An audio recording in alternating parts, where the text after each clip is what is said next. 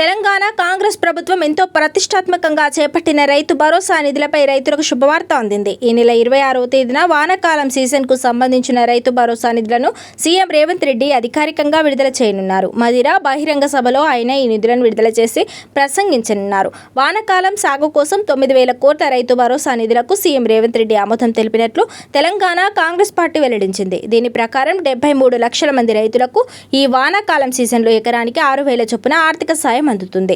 వ్యవసాయ రంగానికి ఆర్థిక తోడ్పాటు అందించేందుకు తెలంగాణ ప్రభుత్వం ఈ రైతు భరోసా పథకాన్ని రూపొందించింది.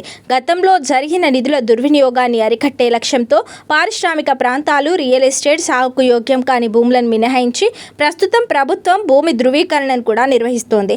అర్హులైన రైతులకు ప్రతి సీజన్కు ఎకరానికి 6,000 చొప్పున సాయం అందుతుండగా భూమి లేని కూలీలకు కూడా అదనపు నిబంధనల ద్వారా మద్దతు ఇస్తూ నాణ్యమైన వరి విత్తనాల కోసం ప్రత్యేక రాయితీలను కూడా ప్రభుత్వం ప్రణాళికబద్ధంగా కల్పిస్తోంది. గత బీఆర్ఎస్ ప్రభుత్వం అమలు చేసిన రైతు బంధు పథకాన్ని సవరించి కాంగ్రెస్ ప్రభుత్వం ఈ రైతు భరోసాను ప్రవేశపెట్టింది.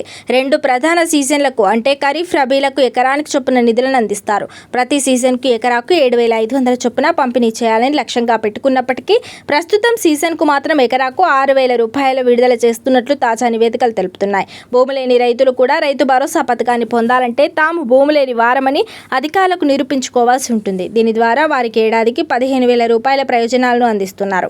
అలాగే రైతు భరోసా పథకం ప్రత్యేకంగా వారి సాగు కోసం ఎకరానికి 500 బోనస్ను కూడా అందిస్తుంది.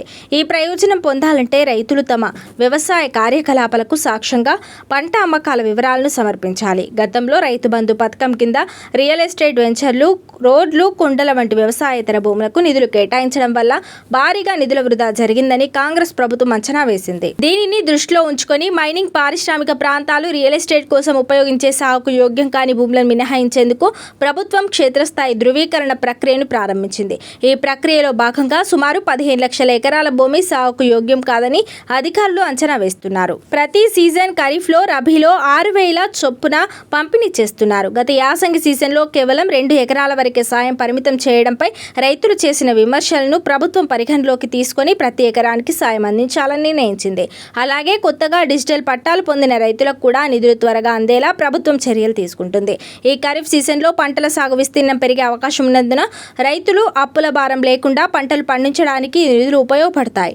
మొదటి దశలో ఎకరంలోపు భూమి ఉన్న రైతులకు రైతు భరోసా నిధులను ముందుగా జమ చేస్తారు.